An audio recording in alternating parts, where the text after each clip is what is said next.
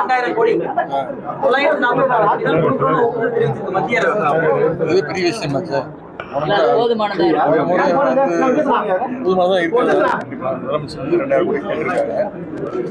இந்த இன்னைக்கு ராணிப்பேட்டை மற்றும் வேலூர் மாவட்டத்தில் என்னுடைய முதலமைச்சருடைய உத்தரவுகளில் தொடர்ந்து பல்வேறு மாவட்டங்களில் சென்று அரசினுடைய அத்தனை துறைகளையும் ஆய்வு செய்து வழக்கம்.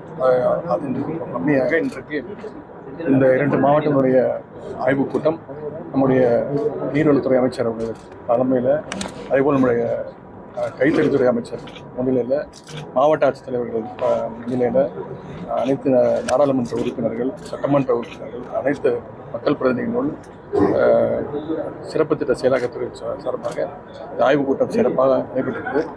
சில பணிகள் சிறப்பாக செஞ்சுட்டு இருக்காங்க 2 மாவட்டமும். சில பணிகளில் அரசு பணிகளில் தொய்வுகள் இருக்கிறது, அதெல்லாம் சரி செய்ய சொல்லியிருக்கிறோம்.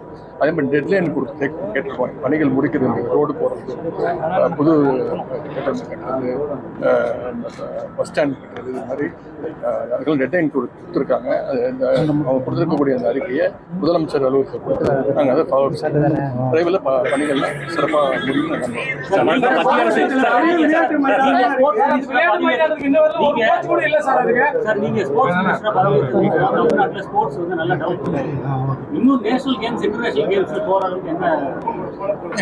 முன்னாடி சாம்பியன்ஸ் ஃபவுண்டேஷன் ஆரம்பித்தோம். ஃபர்ஸ்ட் டைம் ஆரம்பித்து பல நூற்றுக்கணக்கான விளையாட்டு வீரர்களுக்கு உபகரணங்கள், பயண செலவு பண்ணிட்டு தொடர்ச்சியாக அவார்டு வாங்கிட்டு இருக்கோம். பெஸ்ட் ஸ்போர்ட்ஸ் இப்போ சென்ற வருஷம் ஹிந்து ஸ்போர்ட்ஸ் ஸ்டாரை பொறுத்த வரைக்கும் எங்களுக்கு அவார்டு கொடுத்தாங்க.